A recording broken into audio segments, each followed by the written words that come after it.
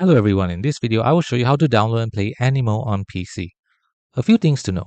As of the recording of this video, Aniimo is scheduled for a 2026 release on PC, Xbox Series XS, and mobile platforms. The game is currently in a closed beta phase, with access granted to select individuals who signed up.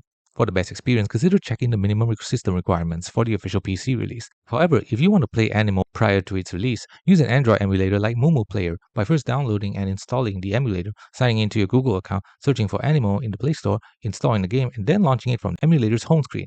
Alternatively, if you have access to the closed beta, download the game directly from the official Aniimo website using the instructions in your invitation email. Using an Android emulator. To use an Android emulator like Moomoo Player, first download and install the Moomoo Player in your computer. Launch the emulator and sign into your Google account to access the Play Store and search for Aniimo within the Play Store. Install the game after completing the Google sign-in process, and once the installation is complete, click the Aniimo icon on the home page to start playing. To play directly from the official website closed beta, request access to the beta through the official website. Check your inbox for an invitation email from Aniimo and follow the instructions in the email to download and install the game on your PC.